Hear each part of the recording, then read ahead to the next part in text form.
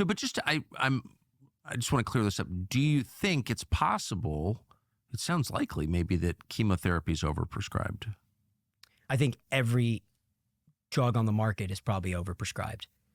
Antidepressants. I mean, why are we prescribing there is a place for every compound. I don't want to paint something as all bad. Yeah. But should the amount of people be on antidepressants? It's really simple. As a non-physician, non-college graduate, let me just say, if the suicide rate goes up, they're not working. Yeah. And the suicide rate has gone up. So there's kind of no getting around that. That's just very simple. There are alternatives to that. Again, at our practice, we have a product called Wave Neuroscience. We scan your brain. We assess where neurons are misfiring. This is all stuff that's not covered by insurance, but it has an astronomically higher success rate and over 80% at helping depression, anxiety, and insomnia. It's not covered by any insurance company. Because they force you back to SSRIs, and you have to fail 2 or more SSRIs to get treatment. But why, Tucker? Which is more effective for rescuing people from despair and suicide? Taking SSRIs or getting a dog? Yeah, super simple. Exactly. No, I'm 100%. It's provable. Yes, right. I believe you. Yeah. No, it's a national tragedy. Yeah, and it's a lot. I just know from years of covering mass shootings on television, if you ask the question, was the shooter on SSRIs? You get shouted down immediately. You get called into the office. Conspiracy theory. Then what's the answer then? Yep. And the answer is all of them are. Right? Yeah. So. Joe had a quote. Rogan had a quote. We don't have a gun problem. We have a mental health problem disguised as a gun problem. Yeah. Well, we have a drug problem that's causing a mental health problem, in my opinion. Yep. But yes, no, people, I don't even take Advil. I feel great. The thing is, medications should not be the solution. No. They're the last option on the table. Yeah. We first have to take the time to deep dive and understand. And when you say, walk me through a patient life, a 40-year-old woman comes into a clinic. She's tired. She's exhausted. She's raising a family. She's working a job. She's trying to be Superwoman, be everything to everyone. That's right. She goes in there. She's gained weight. She's tired, exhausted, doesn't sleep well, riddled with anxiety and stress. She's going to leave there on 4 or more prescription medicines. That's totally right. Because that's how the system was built. But if you were to come into a practice that is proactive, predictive, and preventative, that is truly trying to help you, you're going to spend an hour with that clinician. We're going to do a deep dive. We're going to look at your blood work, your biomarkers, your hormones. We're going to do an EEG to assess your brain health, your neurons. Is there anything going on here that's causing the noise, the static, the stress, the anxiety? We're going to talk to you about magnesium and supplements that maybe you're deficient in your diet because our food sources are crap now. And we're going to help dial all those things in. I can't tell you how many patients we've helped just through supplementing products like magnesium and zinc. We're all chronically deficient on so many minerals. It's not about a drug. Like magnesium, zinc, sunlight, and sodium can probably solve a huge amount of our anxiety in this country. I totally believe that. But I also think that nature. Big, well, that is absolutely true. And dogs. But there are structural problems too. If you're a mother of a bunch of small kids and you have to work to support your family, there's something wrong with our economy. I mean, that's totally unnatural. It's totally unnatural. And by the way, no person can pull that off adequately. I don't care what anybody says, and I'm sick of lying about it. It's absolutely impossible to have a full-time job and be a full-time mom to small kids. It's just not enough time. Doesn't matter how hard you try, how brilliant you are.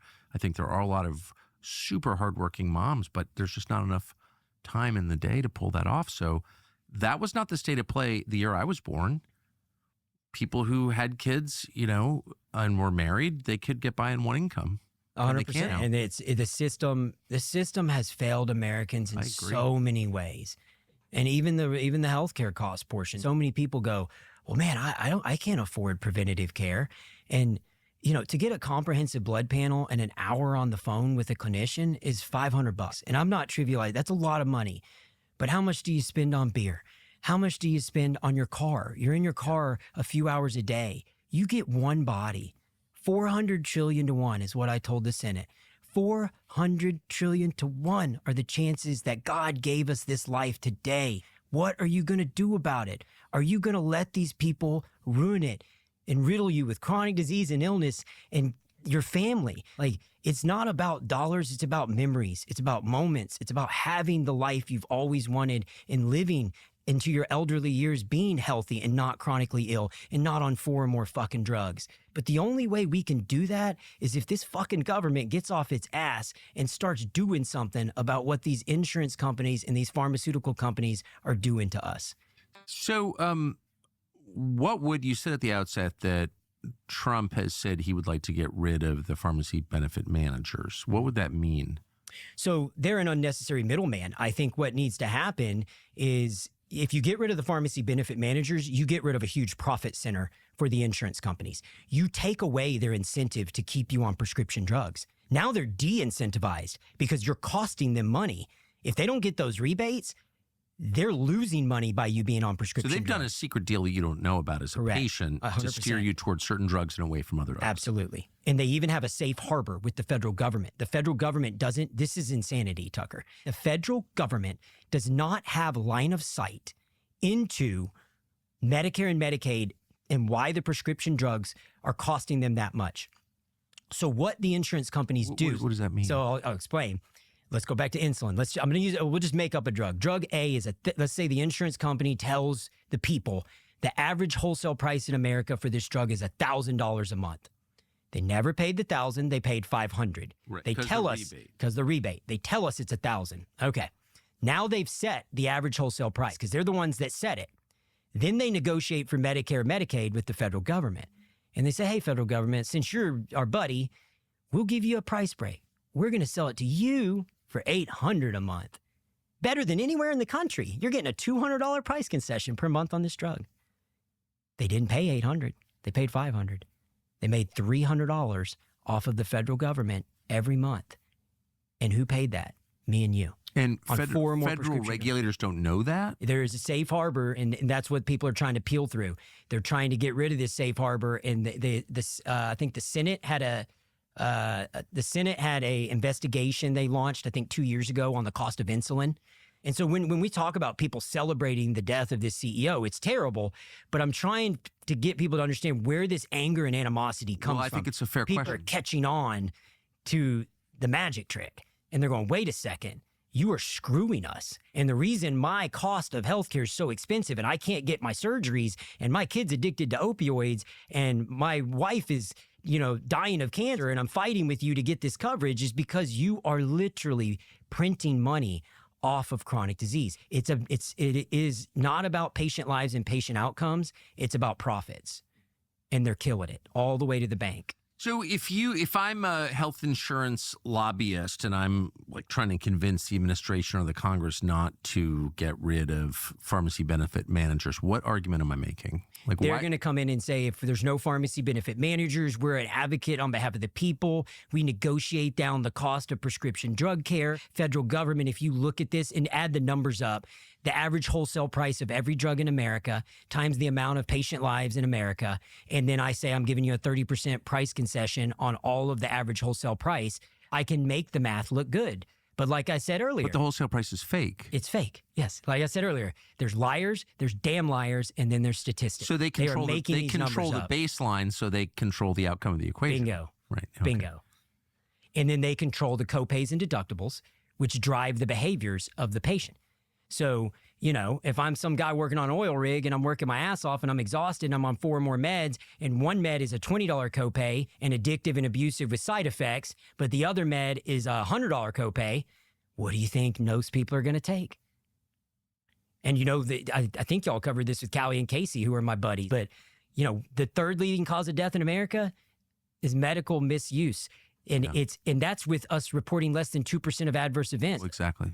How many people die of acetaminophen every year? A lot. Thousands. Many thousands. Right. It's just an over-the-counter drug that is, by the way, useful. I'm not attacking it, but even a drug as simple as that can kill you. And there's so much we could get into with the FDA and all that. I mean, I don't want to. We could go all day. There's a lot. There's a lot there. Do you have confidence that Bobby Kennedy will get confirmed? And if so, can sort some of this out? I hope he gets confirmed. I'm not super political. I didn't get political until this, and it's ironic. I Bobby, I think, cares. And Bobby, you know, RFK reached out and met with me. And the two politicians that I've ever reached out and said, I want to talk about this in my adult life were Tulsi Gabbard and RFK. And I've gotten to know both of them, and they're amazing humans and I agree good with people. That. Yes. And they care about people and they care about this country. Yeah. And what I've seen Trump do so far has me more excited. I mean, I talked to Joe about it. We were texting. We're like, we're back. America's back. Like, I am excited that there's hope. But I do give this with a caveat to the American people. It will take years for the government to overhaul and fix these things if we can do it. You can tell, I mean, for them to if you want to know who is sincere about fixing the corruption, they're the ones who are going to have trouble getting confirmed. Yeah. Right. Yep. So the people who are no threat at all, you know, who are just supporters of the status quo and who are in effect supporting the corruption, they're fine. Yeah. But, you know, they hate Tulsi Gabbard. Boy, they really hate Tulsi Gabbard. Crazy. So if you're wondering if Tulsi Gabbard's sincere, look at the reaction she's getting. She's sincere. And same with Bobby. I do think Bobby has such a huge national constituency at this point. Mm-hmm. I did a couple Trump events before the election, and Trump got the biggest applause, of course. It was a Trump event.